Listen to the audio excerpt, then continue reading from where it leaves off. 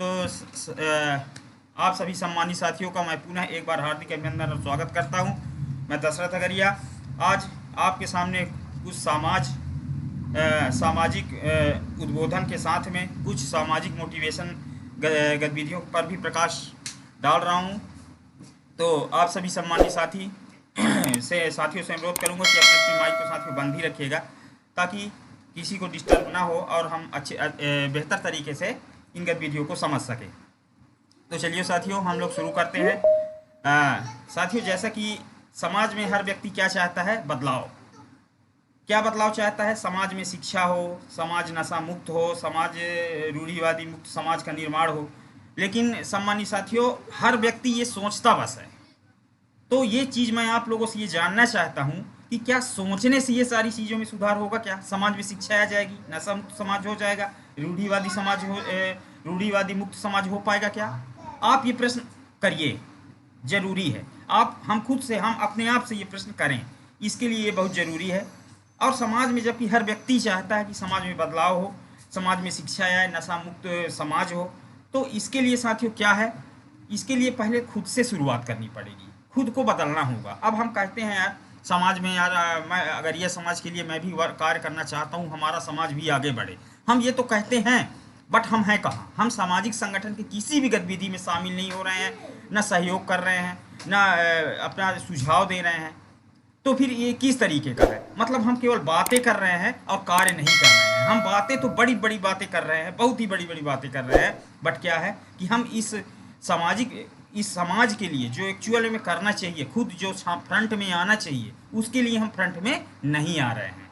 तो साथियों, समाज का विकास तभी संभव है जब आप बदलाव की शुरुआत खुद से शुरू करते हैं, जब आप फ्रंट में आते हैं, खुद लीड करते हैं सामने से, तब जाके बदलाव की शुरुआत होती है। अब चलिए थोड़ा सा और आगे बढ़ते हैं।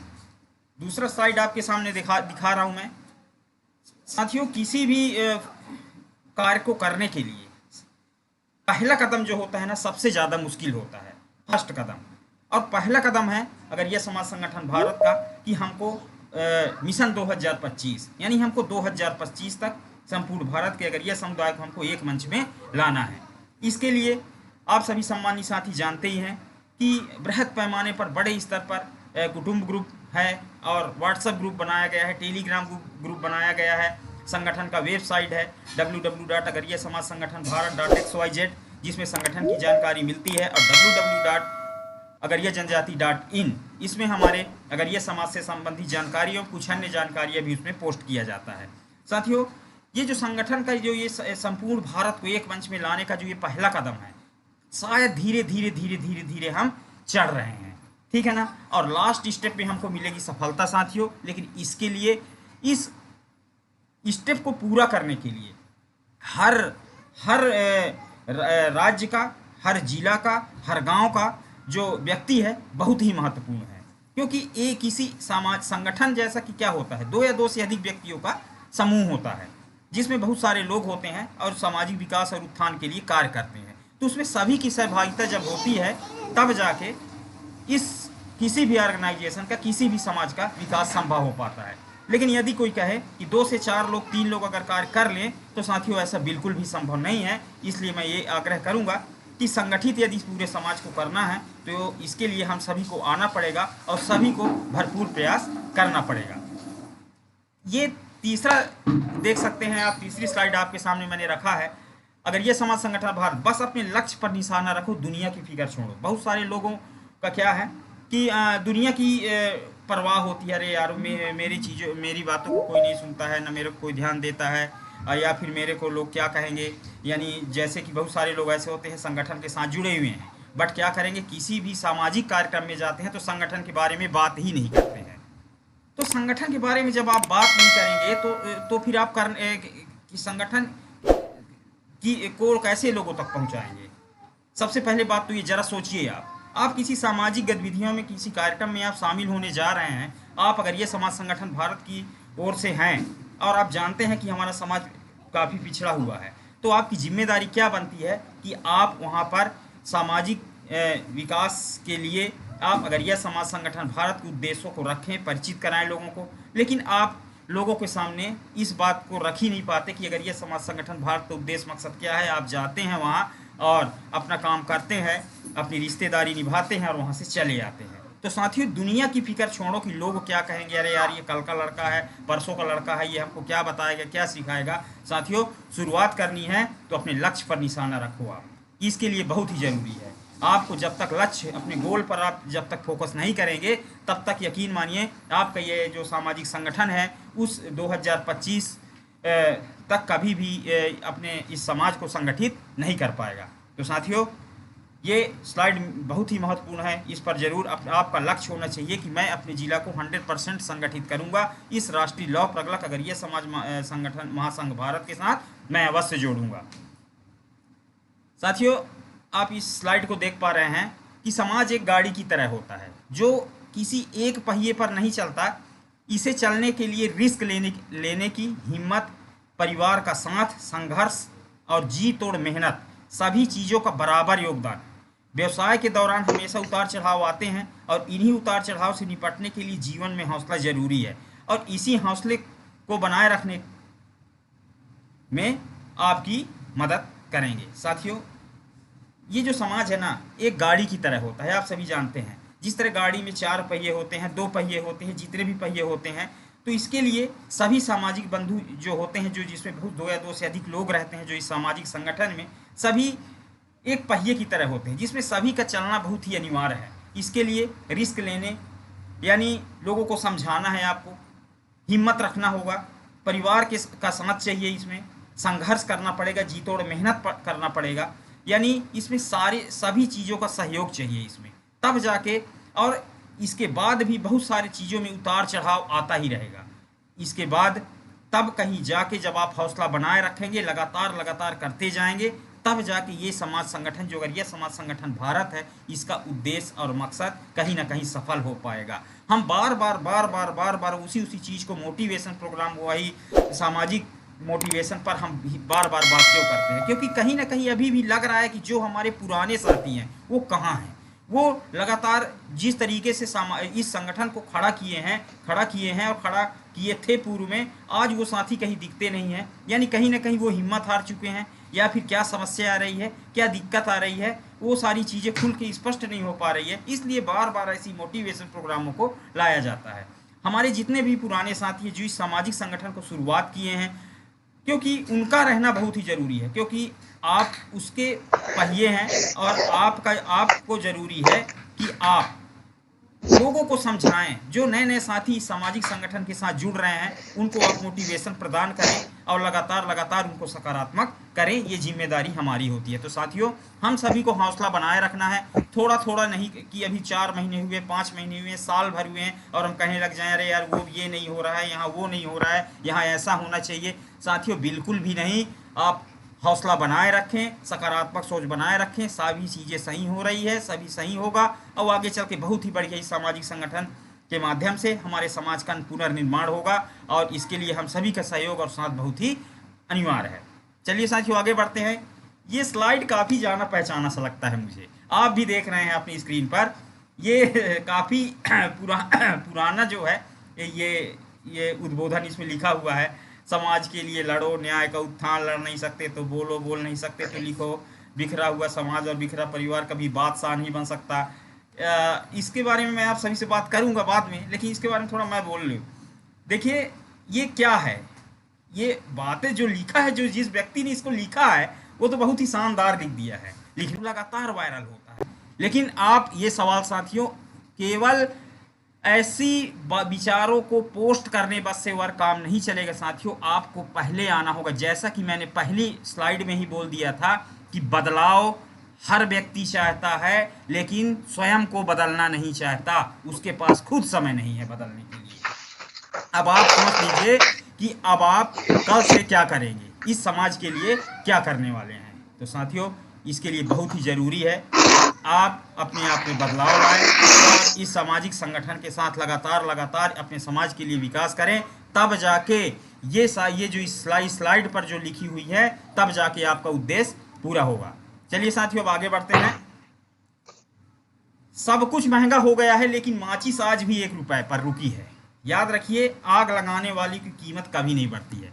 सामाजिक सम्मानित साथियों, आप सभी जानते हैं कि अगर ये समाज संगठन भारत लगातार लगातार सतत आगे बढ़ रहा है, सतत प्रयास कर रहा है, सतत जारी है, जिला वाइज समिति बना रहा है, राज्य स्तर पर लोगों को संगठित कर रहा है, सारी चीज़ें कर रहा है, बहुत बेहतरीन तरीके से ये सामाजिक संगठन में चल रहा है। लेकिन बहुत सारे सामाजिक संगठन में जुड़े हुए साथी आज भी इस सामाजिक संगठन से जुड़े हुए हैं, पर उनकी सोच नकारात्मक आज भी है। सोच आधा सा 50-50 है, या फिर 40 और 60% की विचारधारा है। जैसे बहुत सारे साथी ऐसे भी हैं जो एक जिम्मेदार पद में भी रहेंगे या जिम्मेदार उसमें भी रहेंगे, तब भी कहेंगे अरे यार वो संगठन में ऐसा कहा जा रहा है, अब पता नहीं ये सही है कि नहीं है। अब ये बताइए, जब अपनी विचारधारा को आप सकारात्मक नहीं कर पाए, तो जो व्यक्ति वो लास्ट में खड़ा हुआ, भारत का लास्ट अगर ये समुदाय है, उसको आप इस संगठन में कैसे लाएंगे? क्या विचारधारा के साथ आप उसको लाएंगे साथियों? या फिर जो व्यक्ति, जैसे मैंने पिछले स्लाइड की बात की अभी, कि समाज के लिए लड़ नहीं सकते तो बोल नहीं सकते तो चुप रहो, ऐसी कुछ में बहुत सारी चीज़ें उसमें लिखी हुई है। तो मैं ये कहना चाहता हूँ, ऐसा पोस्ट करने वाला व्यक्ति अगर है और इस सामाजिक संगठन से नहीं जुड़ रहा है या फिर समाज में बिखराव लाता है, तो साथियों मैं एक चीज़ बता देता हूँ, जिस तरीके से माचिस की कीमत 1 रुपये है, ये कुछ लिखा है तो बहुत ही प्रेरणादायक बात लिखी हुई है कि माचिस आज भी 1 रुपये पर रुकी हुई है। तो याद रखिए, आग लगाने वालों की कभी भी कीमत नहीं बढ़ती है, ना तो उनके साथ लोग आएंगे, ना उनके साथ लोग जुड़ेंगे। इसलिए बहुत ही ज़रूरी है कि इस सामाजिक संगठन के प्रति, जैसा कि बहुत सारे लोग कहते हैं हम यार उस मीटिंग में तो ऐसा होता है कि जैसे पढ़ाया जाता है। अब बताइए, आप इस समाज के व्यक्ति हैं, आप इस समाज के विकास की धारा के लिए कार्य करना चाहते हैं, आप कहते हैं मैं इस संगठन के साथ हूँ, फिर भी अभी आप करें यार पढ़ाया जाता है। अगर हाँ पढ़ाया भी जाता होगा, हमारे सामाजिक बंधु अगर बोलते भी हैं, तो सामाजिक शिक्षा सभी को लेनी चाहिए। सामाजिक शिक्षा मिल रही है तो बहुत बड़ी बात है, हम लेने के लिए तैयार हैं। आइए आप भी इस संगठन के टीचर बनिए, आप भी शिक्षा दीजिए लोगों को। तो साथियों, आग लगाने वाले की कीमत कभी नहीं बढ़ती है। साथियों, ये जो फोटो दिख रहा है आपकी स्क्रीन पर, ये छायाचित्र को आप पहचानते हैं, ये प्रणब मुखर्जी जी हैं।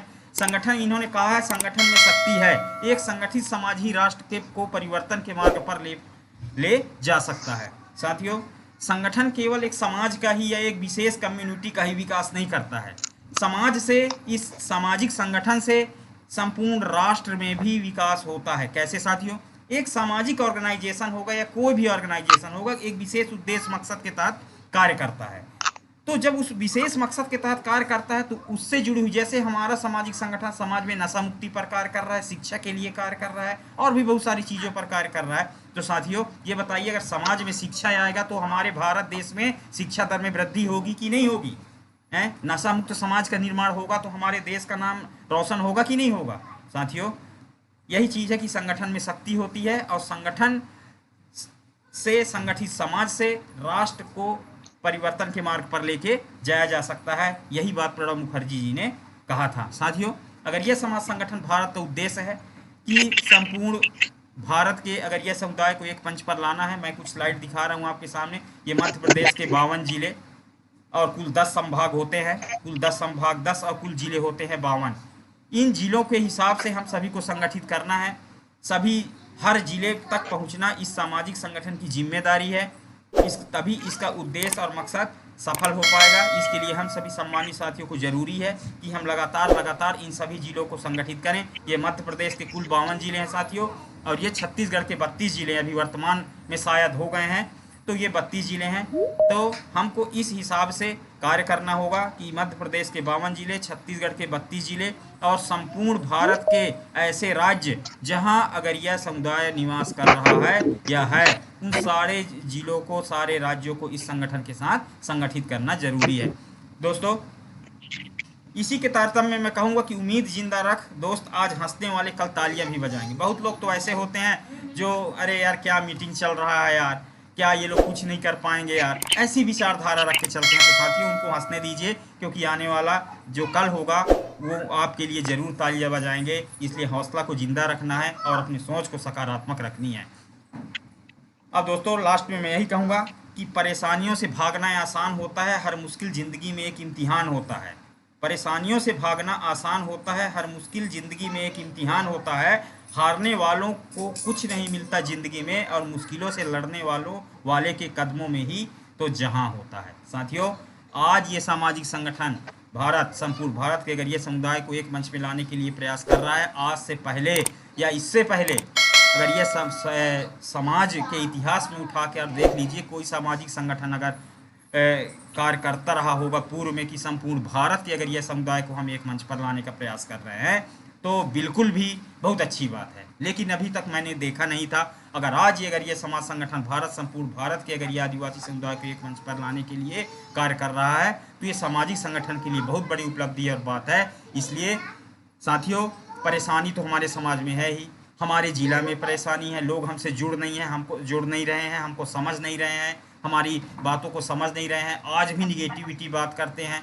साथियों, तो सफलता इतनी आसानी से नहीं मिलता है, इसके लिए रास्ते में हर मुश्किल आएगी, हर परेशानियां आएंगी, जिसके लिए आप सभी सम्मानित साथियों को लड़ना होगा, जूझना होगा और अपना हौसला बढ़ाए रखना होगा। और सबसे बड़ी बात जो है, अपने आप को अपने अंदर सकारात्मक सोच को बना कर रखना है। तो साथियों, जय हिंद, वंदे मातरम। सम्मानित साथियों, इस तरीके का जो सामाजिक विचार था, ये रहा। मैंने आप लोगों के सामने उस विचारधारा को मैंने रखा और उम्मीद है कि आप सभी को पसंद आया होगा। सम्मानित साथियों, इन सारे उद्देश्य जो मैंने आपको इस स्लाइड पर चर्चा किए या जो भी जानकारियां मैंने दिया, मैं आप सभी सम्मानित साथियों से यही आग्रह निवेदन करता हूं कि हमें अपने अंदर सकारात्मक सोच का जो विचार है वो बनाकर रखना है, क्योंकि हम सामाजिक संगठन में जुड़े हुए भी होते हुए भी हम ऐसा महसूस करते हैं कि हम सामाजिक संगठन में हैं ही नहीं। देखिए, कोई भी चीज़ इतनी आसानी से नहीं मिलती है, इसके लिए सतत प्रयास करना पड़ता है, लगातार मेहनत करना पड़ता है। मैं यकीन दिला रहा हूँ, इस मंच के माध्यम से कहना चाहता हूँ, आप साथियों बहुत ही बड़े मंच में हैं। अगर यह समाज संगठन भारत एक बहुत ही बड़ा मंच है, और यकीन करिए जो व्यक्ति इस सामाजिक संगठन की विचारधाराओं से अवगत है, वो भली भांति जानते हैं कि कैसे किन कार्यों में किस प्रकार की दिक्कतें आती है, किस तरीके की समस्याएं आती है। साथियों, मैं आपसे यही आशा और उम्मीद करता हूं कि आप सभी साथी इस सामाजिक संगठन के हर उद्देश्य, हर गतिविधियों में आप सम्मिलित होंगे और अधिक से अधिक लोगों को संगठित करेंगे। मध्य प्रदेश के 52 जिले, छत्तीसगढ़ के 32 जिले और संपूर्ण भारत के ऐसे राज्य जहां से अगर ये निवास करते हैं, सभी को एक मंच पर लाने के लिए हम लोग कार्य करेंगे। तो सम्मानित साथियों, आप लोगों ने मुझे सुना, इसके लिए आप सभी सम्मानित साथियों को बहुत बहुत धन्यवाद। इसके साथ ही मैं आज इस संगठन में जुड़े हुए मातृ शक्तियाँ को हार्दिक बधाई और धन्यवाद भी देना चाहूँगा कि आप लोग इस सामाजिक संगठन की नींव हैं। हम चाहते हैं कि आप अधिक से अधिक महिला शक्तियों को इस संगठन के साथ जोड़ें, और क्योंकि हमने राष्ट्रीय महिला ग्रुप का निर्माण अलग से किया हुआ है, तो हम चाहते हैं कि हमारे संगठन में महिलाओं की गतिविधियां, एक्टिविटी तेज हों और वो हमारे साथ जुड़ें, हमारे हर कार्यक्रम, हर गतिविधियों में सम्मिलित हों। इसके लिए ज़रूरी है कि आप लोग अधिक से अधिक प्रयास करें। बहुत बहुत धन्यवाद। जय हिंद, वंदे मातरम। तो